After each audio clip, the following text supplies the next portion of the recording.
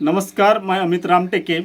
लोकसभा 2024 का इलेक्शन चल रहा है और ये 1950 से लेकर अभी 2024 तक अगर देखा जाए तो लोकतंत्र के 70 साल पूरे हुए हैं। और ये इन 70 सालों में बहुत से भारतीय लोकतंत्र ने बहुत से नेता ऐसे दिए हैं जिसे भारतीय लोकतंत्र का चमत्कार ही कहा जा सकता है।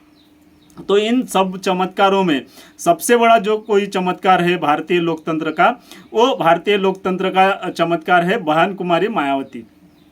तो आज हम इस वीडियो में भारतीय लोकतंत्र के सबसे बड़े चमत्कार बहन कुमारी मायावती जी के बारे में बात करने वाले हैं। बहन कुमारी मायावती जी भारतीय लोकतंत्र का सबसे बड़ा चमत्कार है, ऐसा इसलिए भी कह रहा हूँ कि देखा जाए तो बहन कुमारी मायावती उस दलित शोषित समाज वर्ग से आती है जिस समाज को सदियों से दबाया गया है।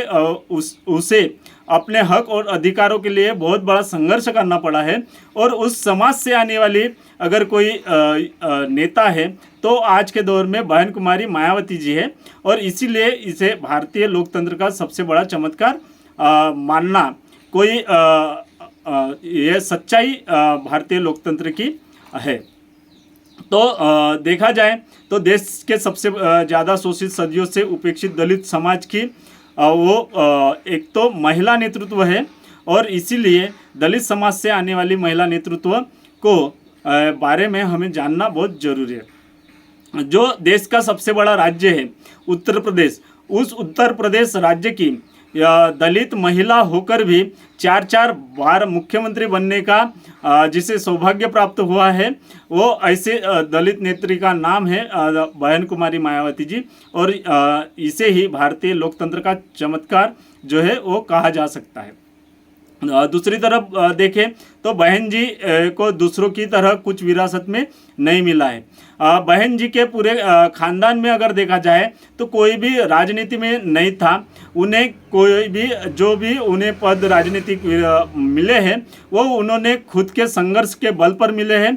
उन्हें किसी भी तरह से अपने फैमिली की वजह से कोई राजनीति जो है विरासत में नहीं मिली थी। और इसीलिए आज जो है बहन जी का रोब और रुतबा जो है वो सबसे बड़ा है। ये सभी जो पक्ष और विपक्ष के जो लोग हैं और जो नेता है वो भी ये बात मानते हैं।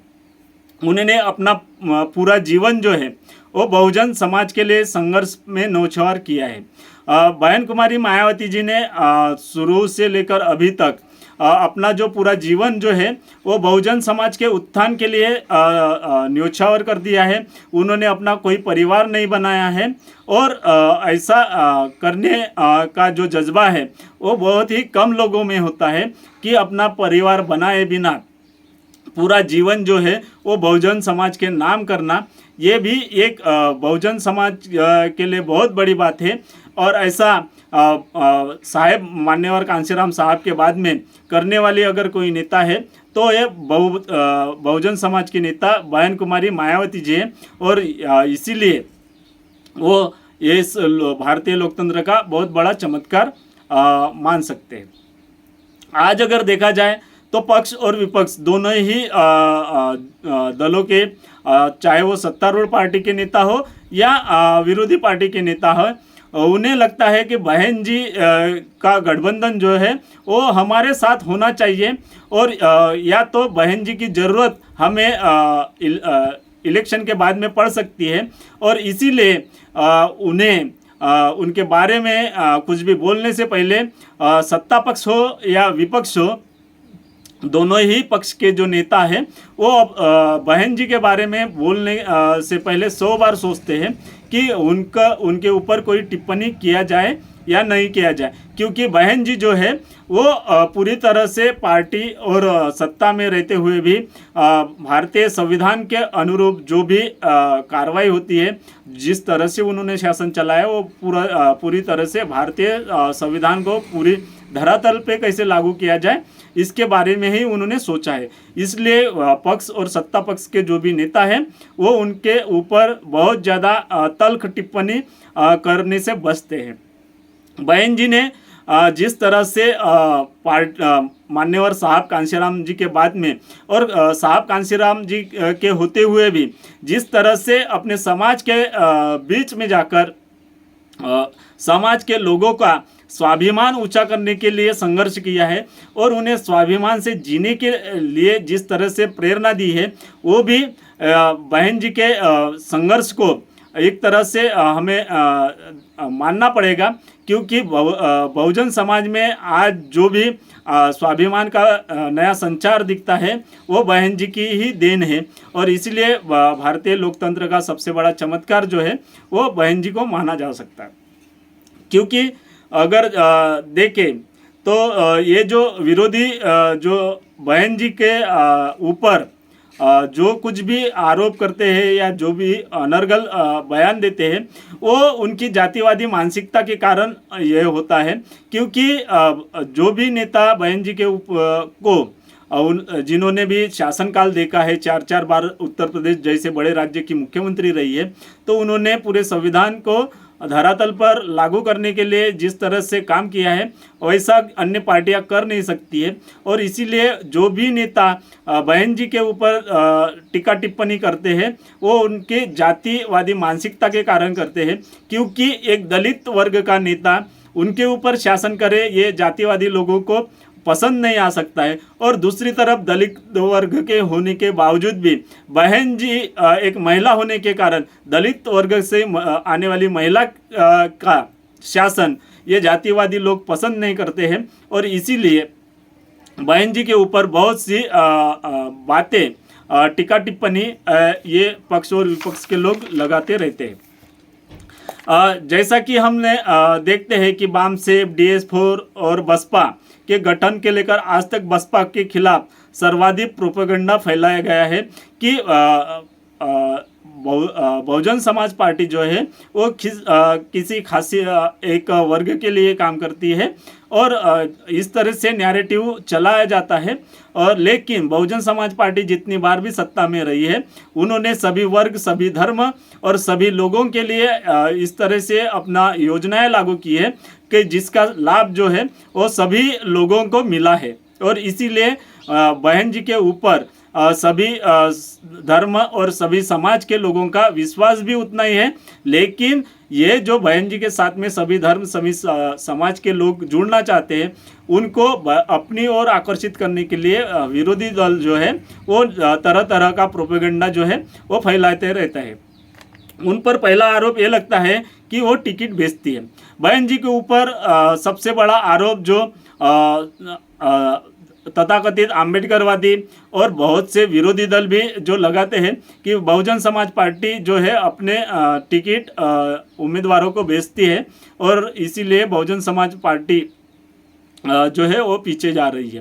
तो अगर देखा जाए तो चाहे कांग्रेस हो, भाजपा हो, समाजवादी पार्टी हो, TMC हो, ये सभी जो पार्टियां हैं वो अपनी पार्टी चलाने के लिए कुछ ना कुछ आर्थिक सहयोग लेती रहती है। लेकिन वो जो आर्थिक सहयोग कांग्रेस, बीजेपी और समाजवादी पार्टी जो लेती है वो बड़े बड़े उद्योगपति और धन्ना सेठों के पास से लेती है। तो इसका मतलब जो है वो कांग्रेस, भारतीय जनता पार्टी और समाजवादी पार्टी अपने टिकटें पहले ही जो है धन्ना सेठ और कारपोरेट लोगों को बेच देती है। और अगर अभी हाल फिलहाल में हुए इलेक्टोरल बॉन्ड के जो आंकड़े सभी लोगों के सामने आए हैं, ये दर्शाता है कि बहुजन समाज पार्टी भारत की एकलौती ऐसी पार्टी है जिसने किसी भी कारपोरेट घराने से या किसी भी धन्ना सेठ से जो है अपनी पार्टी चलाने के लिए पैसा नहीं लिया है। तो फिर पार्टी चलाने के लिए वो बहुजन समाज पार्टी अपने उम्मीदवारों से, अपने कार्यकर्ताओं से पैसा नहीं लेगी तो पार्टी कैसे चलाएगी? ये भी हमें सोचने वाली बात है। क्योंकि कांग्रेस, भारतीय जनता पार्टी, समाजवादी पार्टी अपनी टिकटें पहले ही कारपोरेट और धन्ना सेठों को बेच देती है। और जब भी वो सत्ता में आती है तो वो धन्ना सेठों के लिए, कारपोरेट घरानों के लिए काम करती है, लेकिन बहुजन समाज पार्टी अपने उम्मीदवार से पैसा लेती है, अपने कार्यकर्ताओं से पैसा लेती है। तो वो जब भी सत्ता में आती है तो अपने कार्यकर्ताओं और अपनी जनता के भलाई के लिए काम करने वाली पार्टी है, ऐसा जाना जाता है और ये सच्चाई भी है। अगर देखा जाए तो दूसरा आरोप ये लगता है बसपा के ऊपर कि बसपा जो है भाजपा की बी टीम है। लेकिन अगर देखा जाए तो बहुजन समाज पार्टी ने आज अभी तक के इतिहास में भारतीय जनता पार्टी के साथ में कभी भी गठबंधन में चुनाव नहीं लड़ा है। और जब भी भारतीय जनता पार्टी के साथ में गठबंधन हुआ है तो वो भारतीय जनता पार्टी का इस्तेमाल करते हुए बहुजन समाज पार्टी खुद ही सत्ता में आई है। और बहुजन समाज पार्टी की लीडर बहन कुमारी मायावती मुख्यमंत्री बनी है। और मुख्यमंत्री बनने के बाद में जो भी नीतियां लागू की है वो गरीब और सर्व समाज के हित के लिए नीतियां लागू की है। तो भारतीय जनता पार्टी के साथ में जो गठबंधन करने वाली पार्टियां रही है, वो शिवसेना रही है, नीतीश कुमार की पार्टी रही है, या अन्य दल रहे हैं, लेकिन बहुजन समाज पार्टी ने भारतीय जनता पार्टी के साथ में कभी भी चुनाव में गठबंधन नहीं किया है। और भारतीय जनता पार्टी की सरकार बनाने के लिए कभी भी बहुजन समाज पार्टी ने उन्हें समर्थन भी नहीं दिया है। तो ये आज तक का इतिहास है कि बहुजन समाज पार्टी का समर्थन लेकर भारतीय जनता पार्टी की कभी भी सरकार नहीं बनाई है। बहुजन समाज पार्टी ने कभी भी भारतीय जनता पार्टी को समर्थन नहीं दिया है। जो कुछ भी समर्थन दिया है केंद्र में भी सरकार बनाने के लिए, वो कांग्रेस पार्टी को ही दिया है। और इसलिए सभी लोगों को यह खास समझना जरूरी है कि बहुजन समाज पार्टी कभी भी भारतीय जनता पार्टी की सरकार बनाने के लिए उनके साथ में गठबंधन नहीं करेगी। वो गठबंधन तभी करेगी जब बहुजन समाज पार्टी की सरकार बनेगी। तो ये सभी लोगों को समझना चाहिए। बाकी पार्टियां तो खुलेआम जो है वो भारतीय जनता पार्टी की सरकार बनाने के लिए उन्हें समर्थन देती है, लेकिन बहुजन समाज पार्टी ऐसा नहीं करती है। बहुजन समाज पार्टी खुद की सत्ता बनाने के लिए ही भाजपा का समर्थन लेती है, कभी भी समर्थन देती नहीं है। समर्थन आज तक जो भी दिया है वो कांग्रेस या पार्टी को ही दिया है। ये भी एक इतिहास है आज तक का। तो हम ये देखते हुए जो लोग भी भाजपा की बी टीम होने का बसपा पर जो आरोप लगाता है, ये पूर्णतः तथ्यहीन और निराधार होता हुआ हमें दिखाई देता है। और देखा जाए तो मीडिया और सोशल मीडिया के माध्यम से लगातार नकारात्मक और दुष्प्रचार भी बहुजन समाज पार्टी के बारे में किया जाता है। और इसी का वो नतीजा है कि बहुजन समाज पार्टी को इसका खामियाजा भी भुगतना पड़ा है।